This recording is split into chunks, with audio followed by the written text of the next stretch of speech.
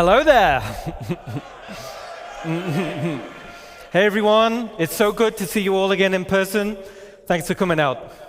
So I'm Ian, I'm the art director for Star Citizen. We're going to kick off the first ever day 2 of CitizenCon by talking about some of the awesome work done by the character team. All right. So first let's talk about life in a frontier system like Pyro and how this influences the character designs. So we wanted to create something unique compared to what we've seen in Stanton already.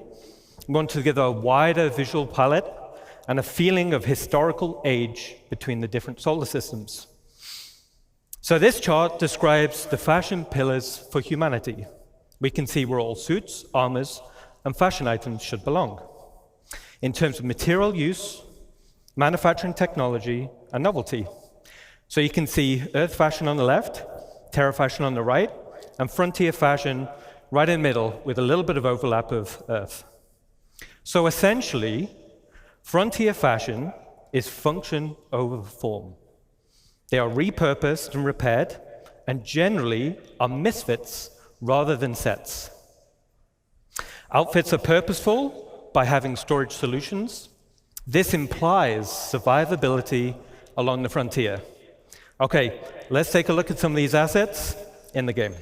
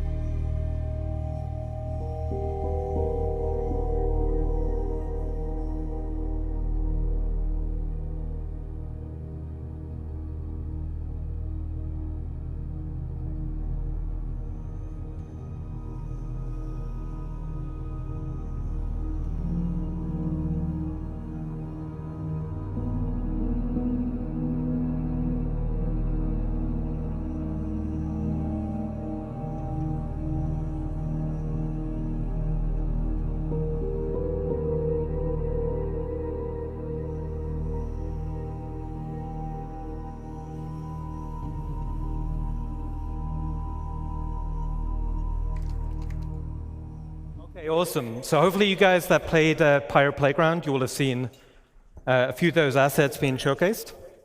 So as we saw from the video, pouches and storage are a key part of the frontier aesthetic.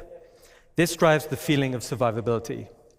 But from here, we thought it'd be really cool to give the functionality, but also some customization options. So let's take a look at a video we just developed internally. And this is for modular storage items on the player.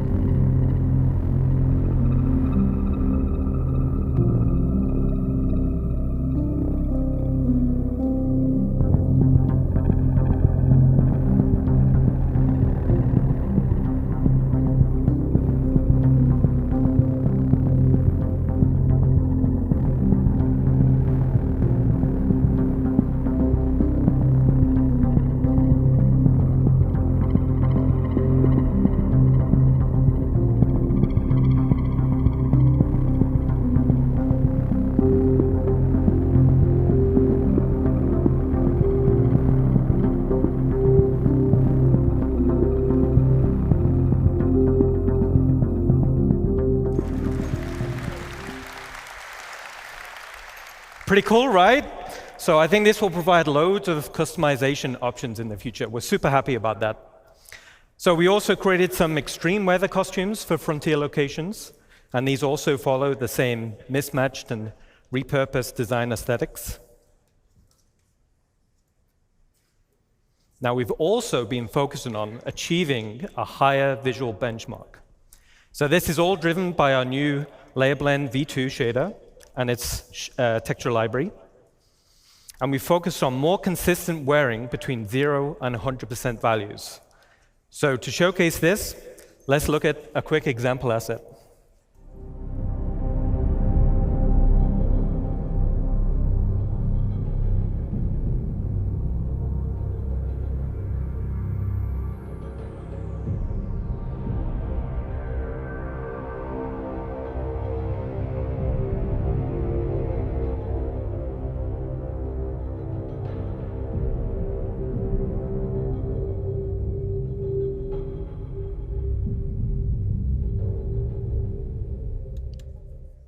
All right.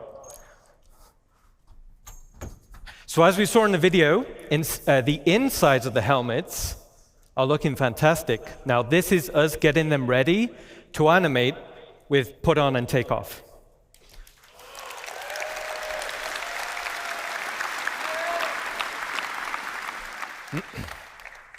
So in summary, Frontier Fashion is expanding the visual design palette for humans, giving a more credible feeling of age and history when you travel across multiple solar systems.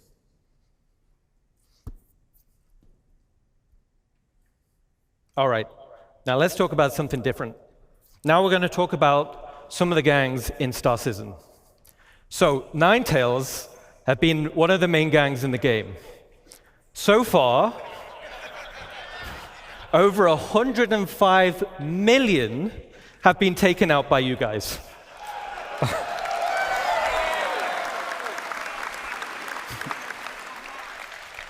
So you guys have been busy. Great job. All right. So it was like, all right, now we're going to need to introduce a few more factions to the game, okay? So the first faction we're going to talk about is Rough and Ready. So the aesthetic of the gang was to be subtle. They're understated in terms of clothing, and they almost blend into their environment. On closer inspection, you'll notice their tattoos. These signify rank and progression within the gang. Let's take a look at a quick video.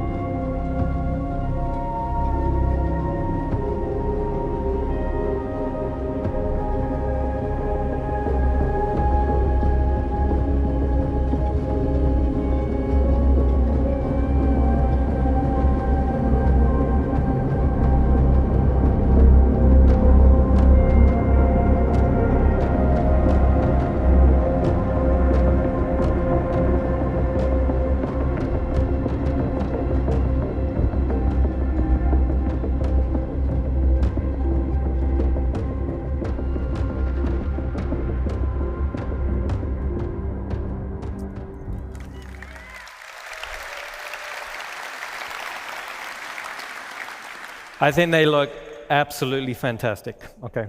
So the Rough and Ready can be found in some of the space stations around Pyro. Now the tattoos, like I said, the tattoos form a progressive design. This illustrates the hierarchy within the gang. As a player, you'll be able to earn these tattoos and apply them to your character.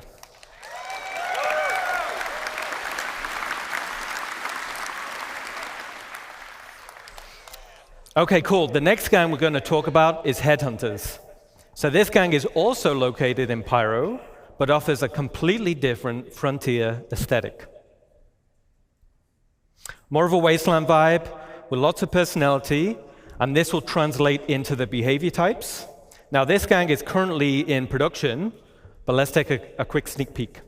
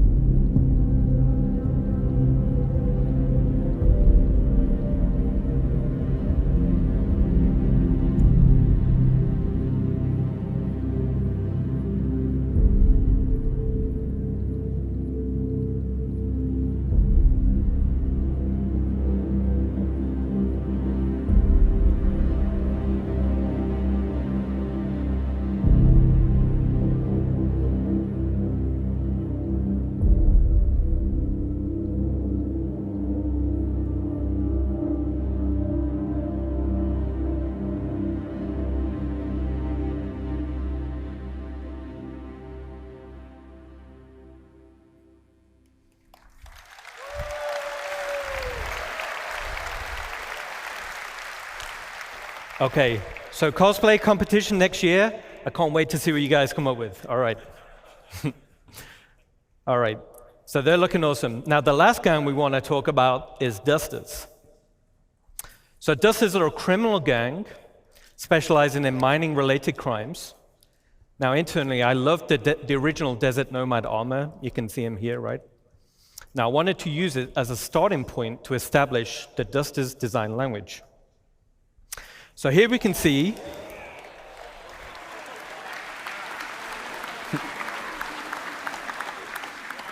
the Dusters gang lineup showing armor leveling and rarity. So as a player, you'll have horizontal armor progression. This will define your role and playstyle. Then you'll have vertical progression. This is your progression within that role and playstyle. For example, a common bounty hunter armor set will be weaker than a legendary, and as armor progresses in strength, it's harder to acquire. So harder missions, rarer drops, higher reputation. Now, as we're talking a little bit about armor sets, let's recap a little. So the goal is that players should consider which armor to equip based on the role they wish to fill and the scenario they're heading into. There will be also greater differences between the current armor types. So light, medium, and heavy, and this will be in protection and mobility. New armor categories will be combat, specialist, utility, and support.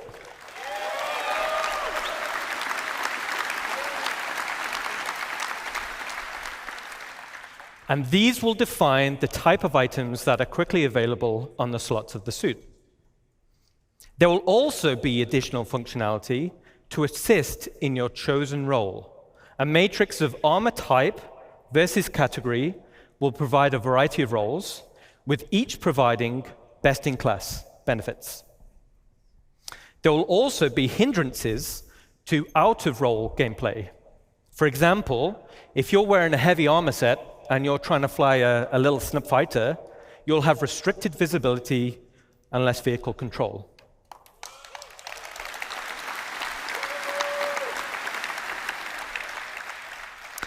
So in this scenario, like a flight suit armor type with resistance to milder G-forces would be preferred. Okay. So as we saw in Ali's presentation yesterday, Hygiene simulates and tracks the accumulated effects of a character going unwashed for any length of time. Poor hygiene can lead to disease, lowered health, and snarky comments. Hygiene decays faster if a character becomes dirty or wears dirty clothing or armor, and visual effects are going to be displayed on the character's skin, such as blood, sweat, and dirt. Certain usables, such as a shower, will reset the character's hygiene and clean away all of those dirt effects. So let's keep clean. Yeah.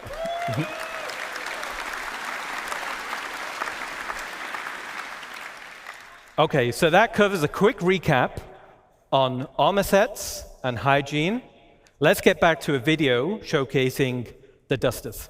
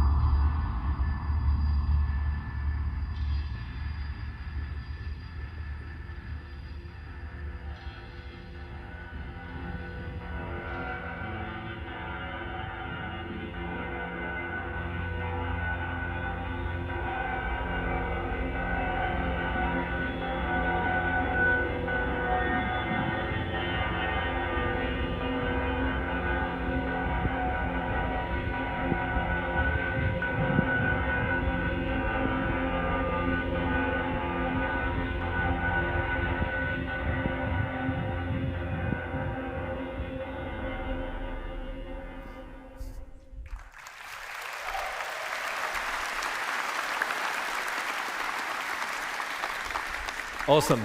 So you'll be able to find the dusters scattered around various derelict settlements and wrecks in Stanton, and the dusters will be available Q4 this year.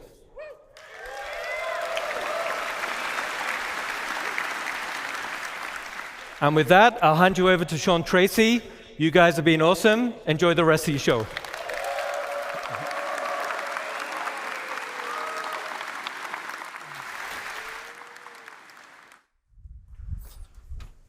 Hello, everyone.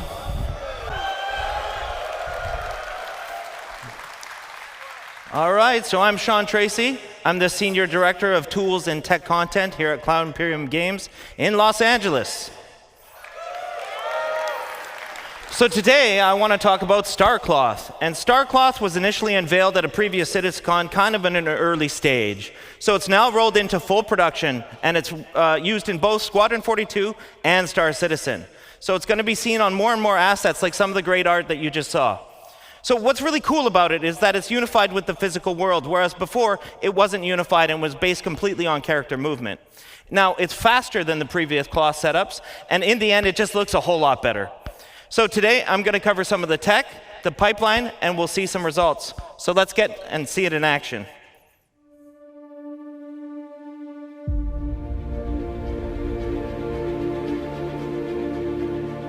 Trench coat. Cloth is hard. Guys have to run upstairs, they have to crouch, they have to prone. It's got to collide with the environment.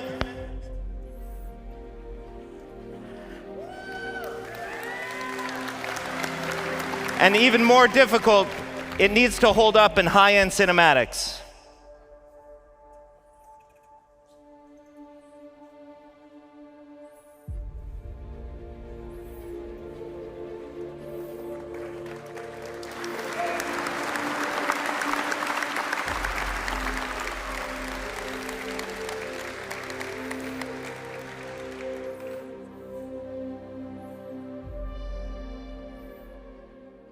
cut that one just before some good spoilers, so.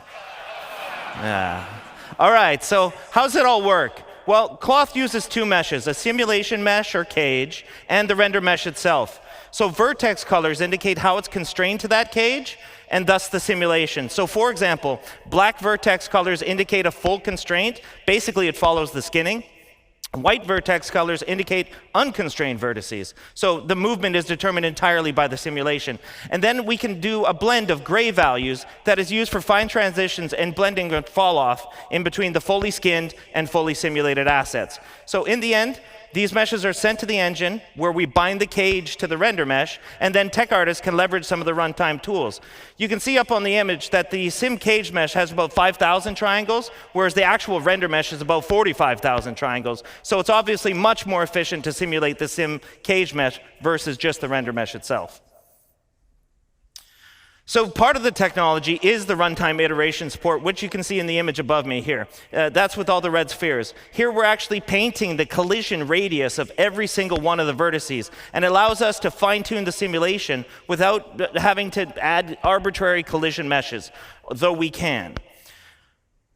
We paint a variety of properties, so some of these other properties are mass or displacement. In the top right, you can see an example of the old legacy implementation using pendulums. And this uses joint chains and collisions, but assets with multiple layers like the one that you can see there, or ones like skirts or gowns, they were really, really difficult to do with pendulum simulation, but they are solved with StarCloth. So I mentioned it's completely unified with the physical world. And what that really means is that wind, impacts, object collisions, thruster backwash, all these kind of things actually react to the cloth reacts to these things, and so much more. So it's not just character movement. Now, it's a hyper-efficient simulation, and it's several orders of magnitude faster than the legacy implementation that we used before, and has a lot of easy-to-control parameters for tech art, which are compression, stretching, and bending. So as mentioned yesterday by Chris Rain, our senior lead physics programmer, we support soft body tapered capsules, which are twice as fast as our ragdoll capsules. It's also key to solving one of the most important aspects of plausible cloth simulation, and that's mitigating the tunneling or the clipping that happens through a character. So it's very, very difficult to solve with pendulums. So with all this tech in mind, we can do really complicated assets like the duster and the one I want to show you now.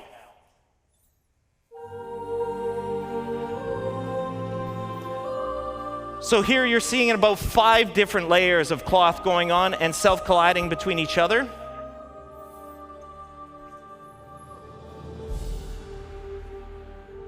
It's reacting to the planet wind, which is always changing.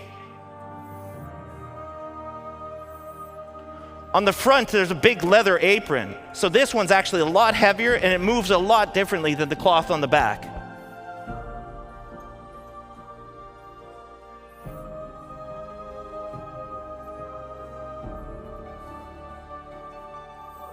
So he's walking into the wind here.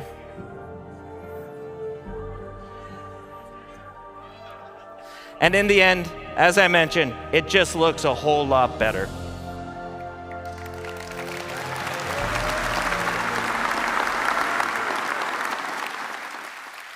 So with that, I want to hand you off to my friend, André Pires, who's going to talk about hair.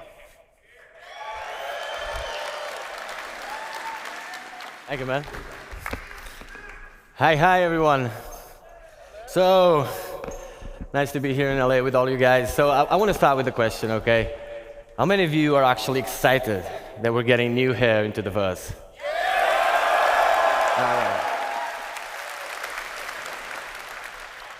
All right. So, I'm André. I'm the lead artist in our recently formed hair department. We branched out from the character art team and created this department. And it's a pleasure to be here today with all of you and tell you that we're damn proud of what we achieved. It's been a long road, but definitely worth it, okay? Now, we're going to start by just looking at the most impactful changes that we have in our workflow, okay? A bit of a technicality part. Then you're going to get to look at the benchmark assets we have created, okay?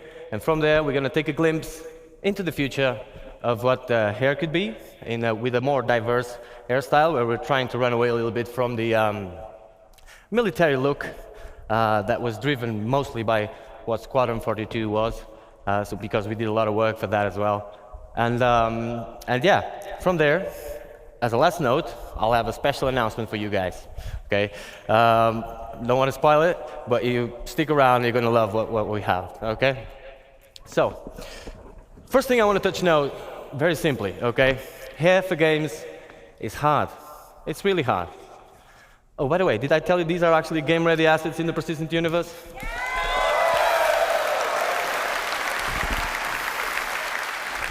Fully rendered in our engine, okay? Game-ready, performant, ready to be shipped, okay?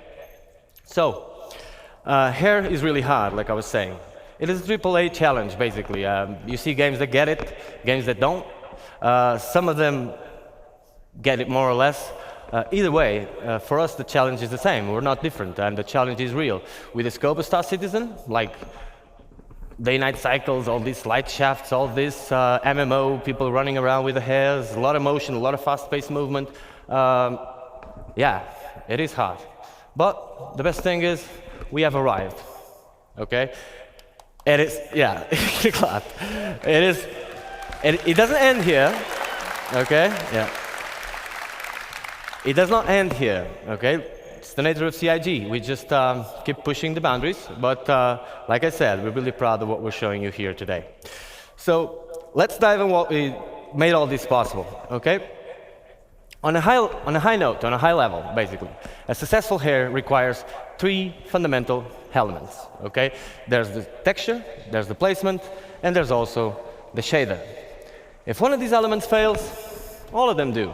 Okay, so it's basically, you can have a great texture, great placement. If your shader is wrong, no go, really.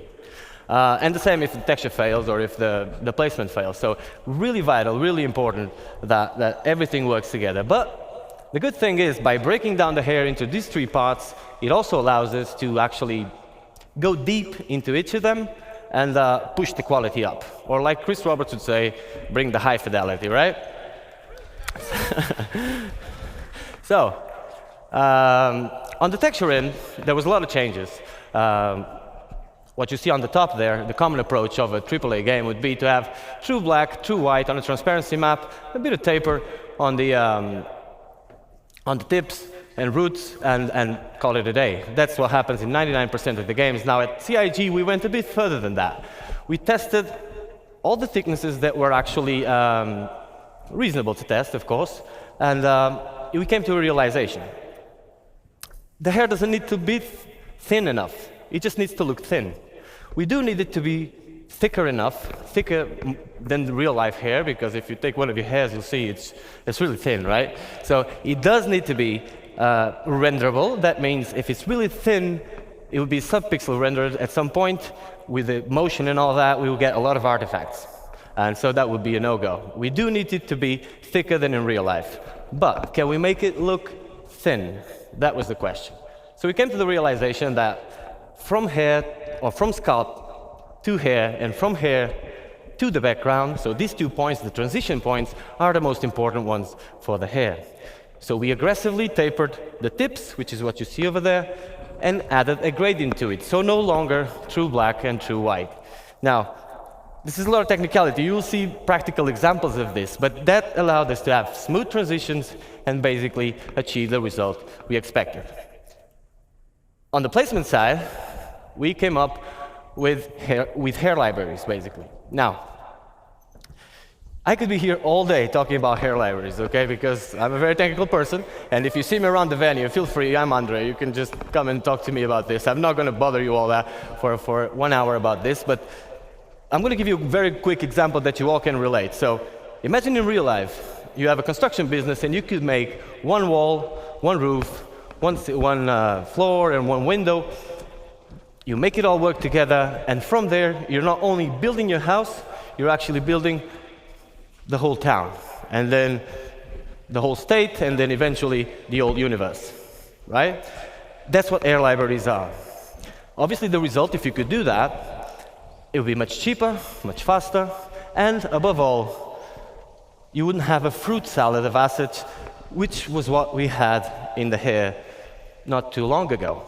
And by fruit salad, I mean several artists working through the years, each one of them applying their own workflow. Everybody's at different levels of quality, of course, different minds, different ways of seeing the same problem. So at the end of the day, fruit salad, right? And we wanted uniform quality. So for that, hair libraries are a great solution. We also decreased the time of production of hairs. So it was taking us 20 to 40 days to create one hairstyle per artist, okay? Right now, it's going from like 3 to 5, 7 days per hairstyle, which is that great news, okay? So yeah, that was major achievement. Cool. So hair libraries are just a thing. We love it. It's not just picking up a texture and putting it there. If you do that, like you need to actually see the scope. Gladly, we have some of the best artists in the world on hair working with us, so we managed to achieve this at the scope that we wanted. Now, on the shader side, there was plenty of changes as well. Some of them are very techy, very cool as well. I'm going to run through fast through some of them so you guys can understand the scope of what we're dealing with.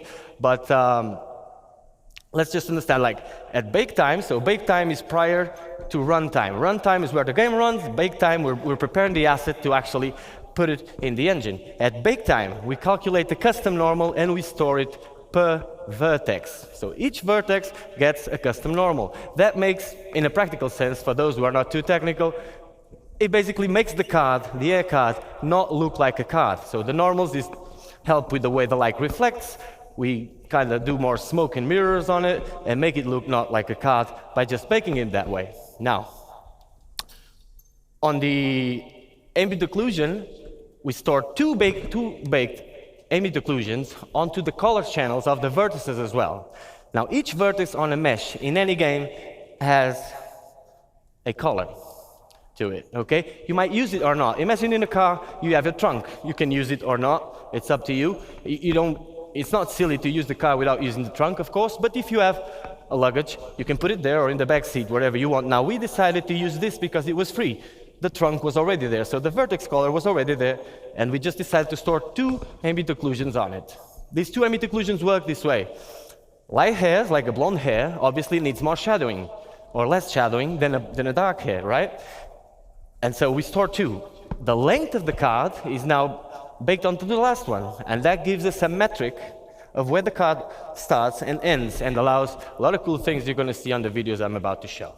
So, one last thing before we can start looking at videos is that, and this is really creative, total credit for the people, for the tools programmers. I personally had nothing to do with this. This was already at CIG when I joined. It's absolutely amazing. So, we have an hairstyle that was ready, that you can see over there. And we have a hair cap. An hair cap is basically a mesh on top of the character's head, which is invisible, transparent. It is just there. Sometimes we use it for shadowing. That thing has an UV. And so we project the hair, or where the hair starts, onto that UV, and gives us that image that you see on the middle, right? And so we now have a 2D space that relates to a 3D location. Meaning that if I want to have hair like mine, which is white on the sides and dark on the top, I could just paint this part and get it white on one side and then dark on the top, which is an insane advancement, because cards normally are stacked on top of each other. So when an artist is placing cards, if you paint one card to make it white here, well, it's going to be stacked on top of the other, and you're going to get spots all over the place, and no control over it. So this allows us to give control. And what you see on the last image is the possible result. For example, now I can paint one side of my 2D representation of my 3D space and get this possible result, which is pretty amazing. So,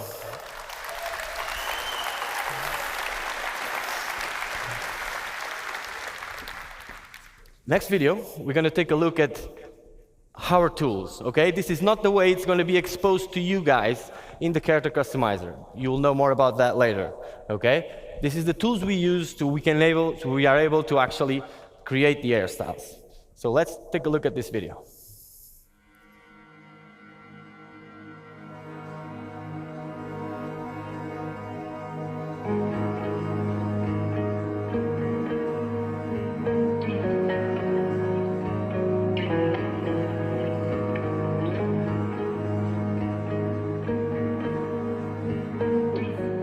You have the full range, so you can go for full white. These are melanin ranges, so realistic ranges. Fully white up to black.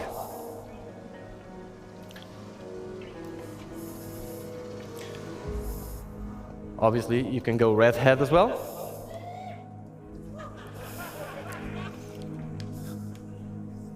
Get out of the way. You also have the dye feature, where you can see all the things we talked about implemented. You can go a bit more wild on this.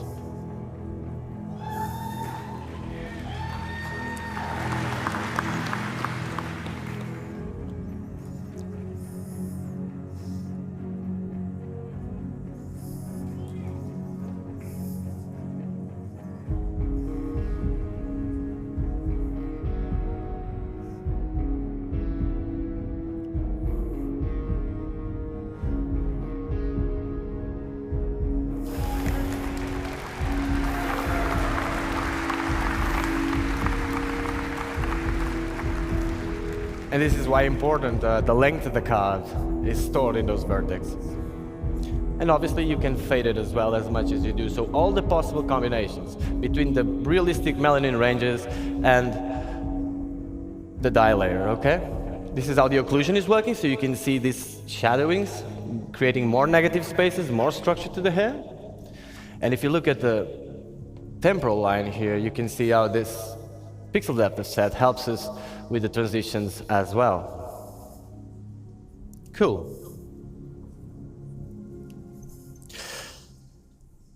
By the way, did I tell you these are actually game-ready assets, ready to go to PU?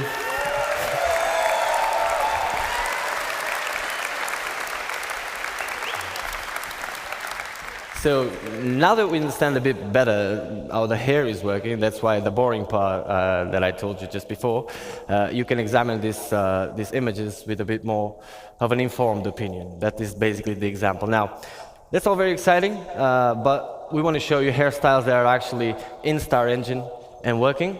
So that's the video we're going to take a look next, okay?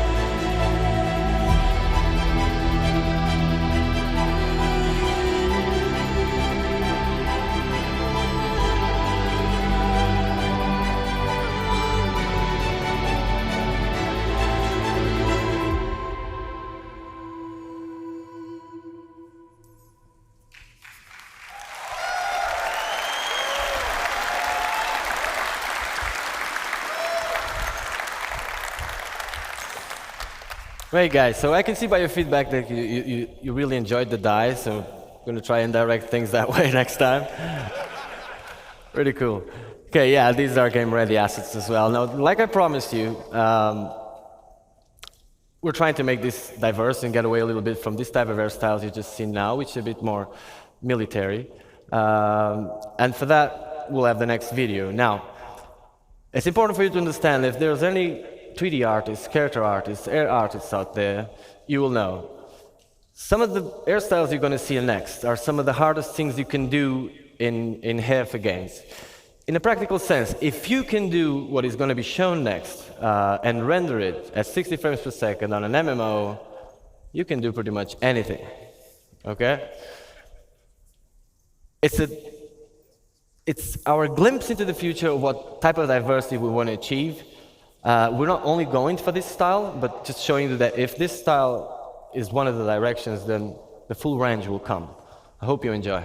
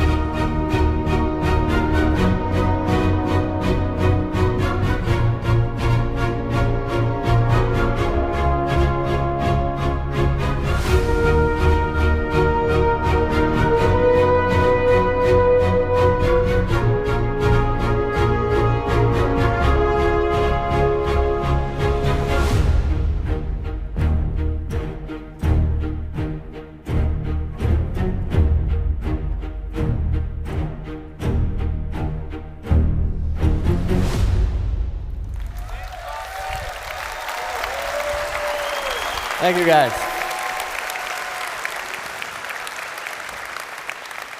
So yeah, like I've been saying, these pictures you see here, they are all rendered as you've seen in real time, depending on the light conditions and stuff. But there is no tricks here. This is actually how it looks. And that's why we're really proud. Like I said, it doesn't end up here, okay? We're pushing this forward. This is just to replace the stuff that was there. I'm pretty sure you guys were tired. Nobody at CIG was happy with what we had. I can assure you that. Yeah. Especially as an air artist, right? So, but we finally arrived. Now, we've seen all this. What does this mean in a practical sense for you guys? It's the question you may have. Well, let me tell you really fast.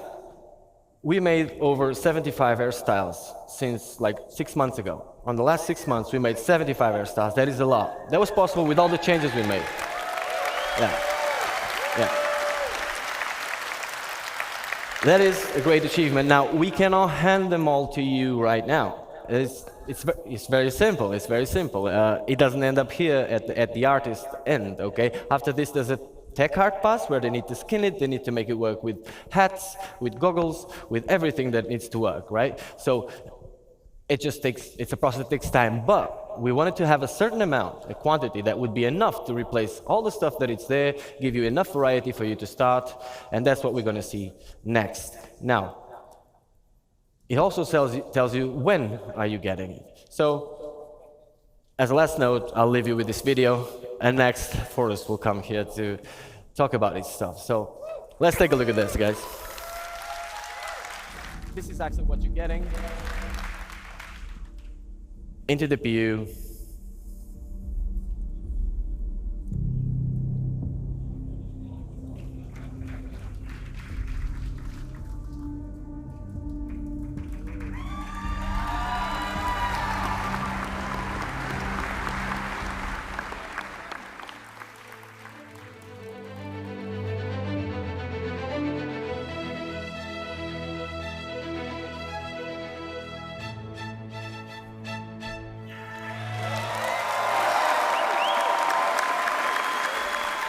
So before the year ends, you're all gonna get to enjoy these hairstyles. It was a pleasure to be here with you today, guys, and see you in the bus.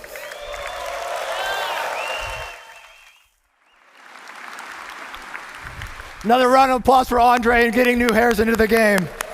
I can't wait to put new hair on my character, I'll tell you that.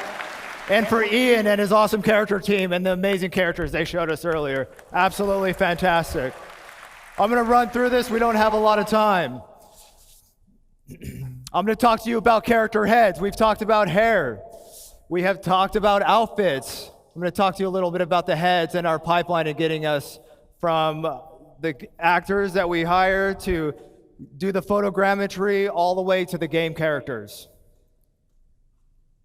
So we have a DNA pool, expansion, and customization I'm going to be taking you through. We made a data-driven pipeline for adding new heads. So what is a DNA pool? DNA pool is just a bunch of heads that we put into the game. That way you can modify the ears, the nose, the chin, the mouth, and you could interpolate between all the different heads. A DNA pool.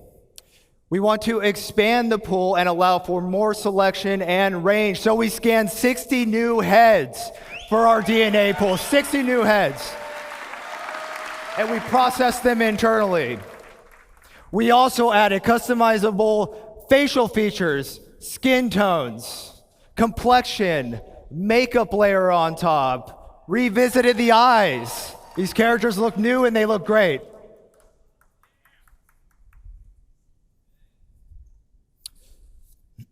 All right, so our current pool, there's the 18 heads right there, but that wasn't enough. We need more. That is our new pool.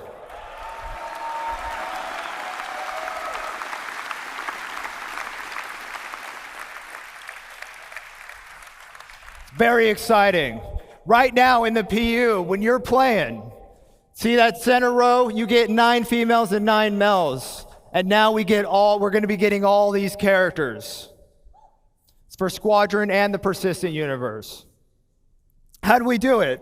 Well, we partnered with Clear Angle over in Pinewood, London. And they have this thing called the Clear Angle Dorothy scanner. The scanner improvements allows us to get shoots done in 4 weeks of sessions. Custom coded flash that just kind of does it automatically, all calibrated. In seconds. To give you an idea, our old process for doing this took hours to calibrate. This thing does it in seconds. Talk about state of the art. Average of 4 scan actors per day now. We used to be doing 1. What this means to you is we can get you characters faster. We can get you new heads faster. Polarized image data resulted in improved spec, blah, blah, blah. Those are awesome texture maps that we could put on the head. That way we could render them, make them look really good. Photogrammetry captured in raw images at 8K texture map resolutions. Hyper accurate scan results. Now, close your eyes if you're a little sensitive to light.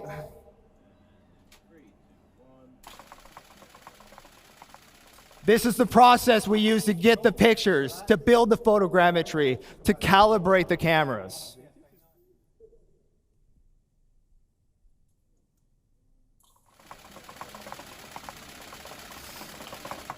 Cool. Relax. So the rig just think about it. All right. So we got some characters here on the screen. Those are all built using all these things that I've briefly mentioned. I want to talk to you a little bit about skin tone though. Skin tone's tricky because we want to apply it. We want to be able to customize it. We want you to have the ability to do whatever you want. So what you see is some really weird looking characters. We see a head with some yellow. Yellow's good in this case. What we're trying to do is we're trying to find the average skin color. Once we find the average skin color, we can figure out what that skin tone is, and then we can apply it. The blue means it's further away from the average skin tone. So when you apply your skin tone, it has less influence, keeping those high details, keeping the color, the blemishes, the imperfections. That middle one, that whitehead, that's where we get once we've extracted the data. it's now ready to apply the skin tone, which you see at the end.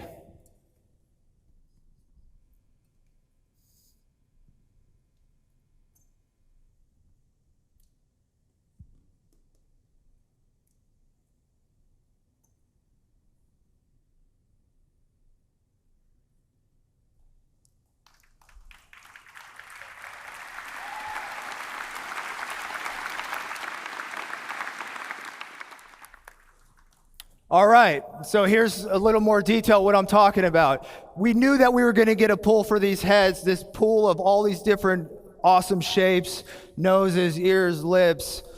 But now, with what we're doing currently, you can see that we have calibrated all of our source photos of our actors. And with that, we could figure out exactly what they're supposed to look like. And then once I extract and do the average thing, I'm able to get a value. And that value translates into a skin tone. And that skin tone translates into a chart that you can customize your character with. And what's great about this is as we grow our pool and we get more heads, we get more skin tones. So our skin tones aren't based on, you know, whatever it should be, what should it be, what does it look like? These are real data. These are real data that we get from these incredible clear angle scans and the incredible tech that is written by our staff. And the skin tone will grow along with our head data and along with our heads.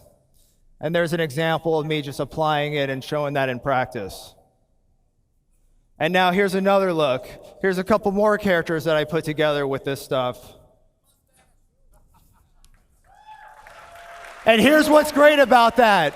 I did that with our brand new character creator, character customizer for Squadron 42. Every head you see in here, which will also be applied to the persistent universe, so all heads are in the verse.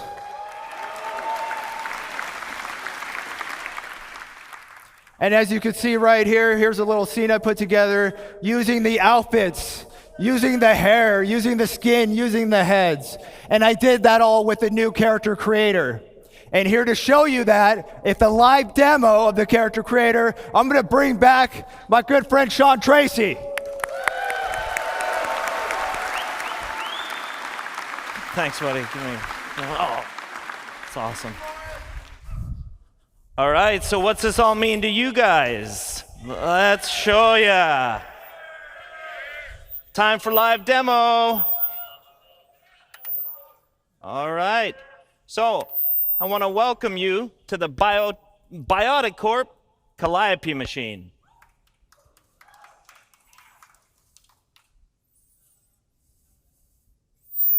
All right, so here you can see we've got the, whoa, I'm getting feedback. You can see we've got two body types that I can select from at any point in time. So we're gonna start in right away. Now you might recall how the character creator currently works.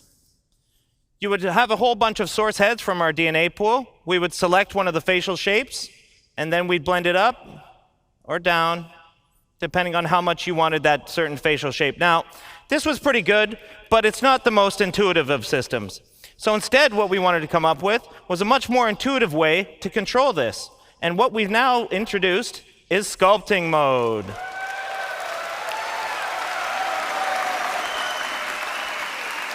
So it's quite interesting to know what's going on behind the scenes, and this wasn't an easy problem to solve, but our animation programmers and tech artists and everybody came together, and they figured out a way to basically make it so that from the DNA pool, we are making a selection based on what you want out of it. So it's going on between all the different options. Now, I'm going to start making some changes here right away. So I want to wind up the nose. You can see that it's all very intuitive. It's fast to use. I'm going to make the lips a little bit bigger here. There we go, something like that. I think that looks pretty good. I'm going to adjust the brow here, maybe make a little bit of a heavier brow. Now we can adjust the eye shape. We can go more almond eyes. We can go more oval. We can have a heavy lid. You know, I can find a whole bunch of different options within here. So here, we're starting to look pretty good. I want to give him a little bit more of a hero chin. And there we go. I'm liking that. Yes. That's cool. All right. So not to spend too much time on that, I want to show you some of the other features. And speaking of features, we go to our skin tone. So finally, you're not just selecting a preset skin tone. You can move through the whole gamut of the lookup table. And this is melanin and hemoglobin at the same time.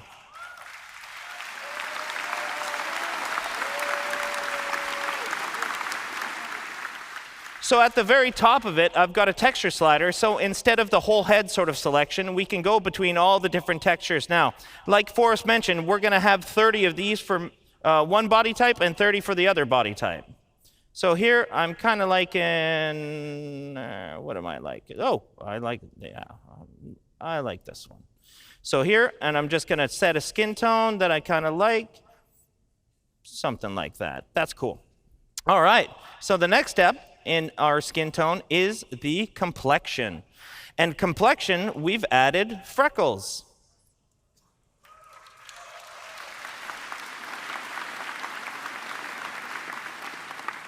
So here I'm just blending in and I'm blending out the amount of freckles. Now I've cranked it all the way to the top just so you guys can see it.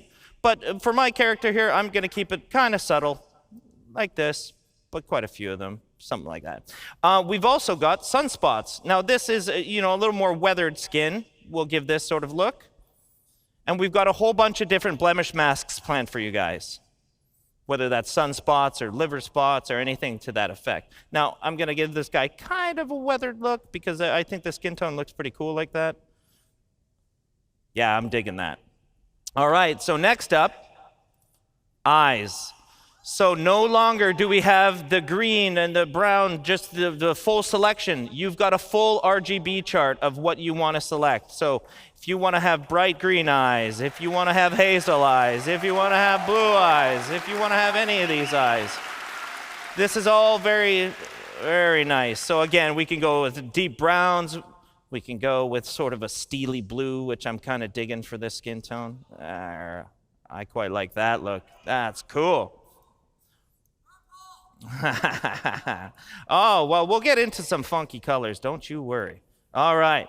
So one of the other things we've added, and it was mentioned before, we've added a makeup layer.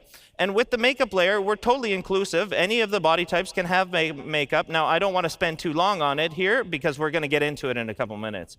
But I just want to show you sort of blending that in, blending that out for this particular body type. So next, as André talked about, we have all the hairstyles that you could want. So I'm just going to pick a couple different ones. There's a reality for some of us and another reality for another one of us. There it is. That's what I want my reality to be here. Something like this. I'm digging the mohawk, though, for this one. He's got a bit of a Mr. T look to him. I kind of like this. Yeah, I pity the fool. All right.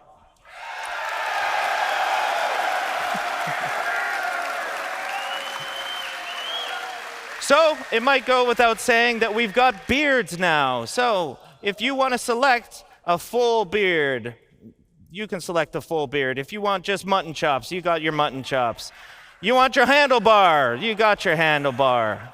All right. So we've got all the different beard types that you could want, and we're going to add as many as you guys really want. So I'm kind of digging the full beard for this guy. Yeah, I'm digging the full beard for this guy. Even further to that, we've got eyebrow selection, which is, you could go with no eyebrows. That's a very real. You could have bushy ones. You can have a little bit more, normal, kind of straightforward ones. But it was mentioned before during the hair and with Forrest's discussion that we've got the hair dye as well. So with the hair dye, you can affect all the hair at once, and right now I've got all selected, so I can go through the gamut of all the different hair melanin that you can set. So here I'm just going to darken it up a little bit, and if I wanted to dye the facial hair, I could just dye the facial hair all by itself, setting a dye color here, something like that. But in the end, I'm really digging the jet black on this particular one. So I'm going to frost these tips a little bit. I think that's going to look kind of cool. Let's set a bit of a blonde here, turn up the dye amount. And then what's really cool about this, and I'll show this in a minute, is that we can actually control the fall off of it. So again, if I just want this on the tips, I can just blend it right about here.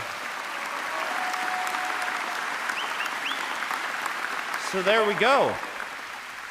He looks a lot different than how that started, and I think that's actually pretty fun. Now, there's a lot of stuff in here, and I can't wait for you guys to explore it and spend as much time as you want customizing and expressing yourself as a character. So once you're done, you've got to sign off a personal declaration that the physical appearances that the calliope process has allegedly caused are okay with you.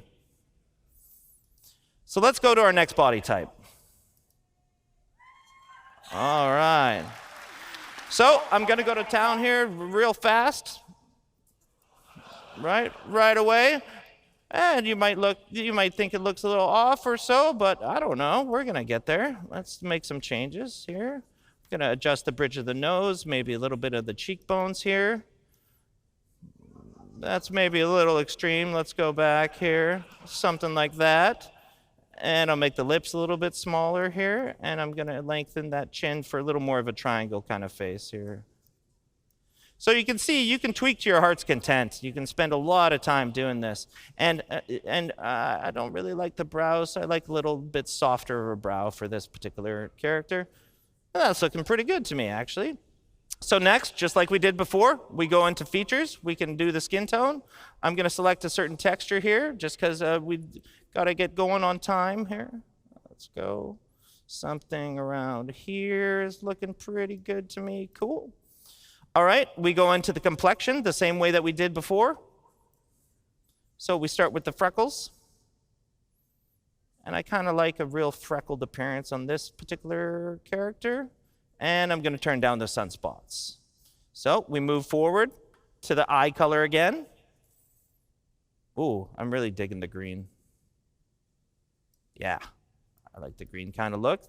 And we get to the makeup. Now, this is where I wanted to spend more time. Now, I'm arguably not very good at this, but I will do my absolute best to show you guys how you can use it. So first is the eyeliner. So the eyeliner, we can do any color. You can go as crazy or as chill as you want to go with this. But for this particular, I'm going to go quite dark here, just in the dark sort of fuchsias and purples. Here, we'll do in the inner lid eyeshadow. And that, I'm kind of keeping the same theme, I think. Yeah, and we're going to do the same thing with the broad eyeshadow. So again, we can go as crazy or as calm as you want. So what I've had good success in doing is kind of having it cranked, and then I just pull it back to a little more of a natural blend, something to this effect here. Next is the lips. We can do the exact same stuff on the lips. Now what we have is a whole bunch of different makeup masks, and you've got 3 different channels within those masks, so basically 3 different colors that are affecting different areas of it. Now for the lips, we can go with the same sort of theme if we wanted. And I think I'm actually kind of digging that.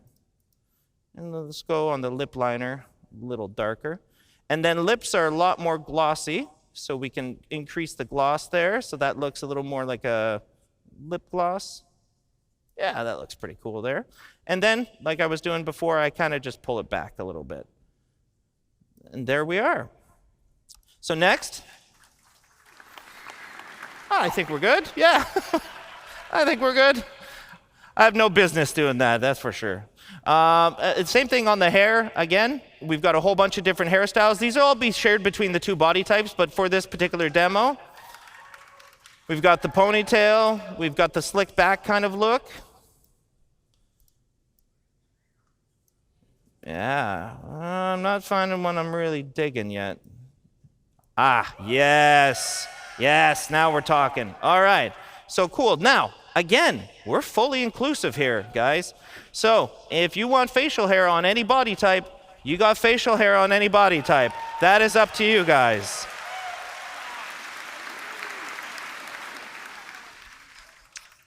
So on the eyebrows, I'm just going to leave them because we can't really see them anyways. But for the hair, I really like dyeing this hair a certain color, sort of, something in the darker range. I'm going to turn that down. I like the nice jet black. Look at the makeup bounce out. That looks cool. I'm going to turn up the dye, though, and I'm going to try to carry my same theme forward here. There we go. And then I'm going to give it a bit of a fall off, as we can do, so it's just on the tips there. So let's see that in action.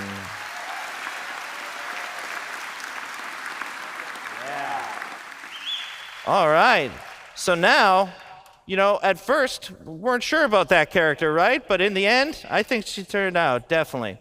So you go to a review, sign off your declaration again, and head to game. So, I'm really lucky to be able to sit in front of this. And again, it was a huge amount of work from tech art, engineering, designers, and specifically the Squadron feature team that has done all this work. And one of the cool things to note is that we use this now internally as a tool. That's why it's me up here demoing this. This is our tool internally for creating all these heads, for creating all the NPCs in the verse. Because as Chris put it one time, he doesn't want his NPCs to look lame. He wants them to look cool. And this gives you cool looking characters. Thanks a lot, guys.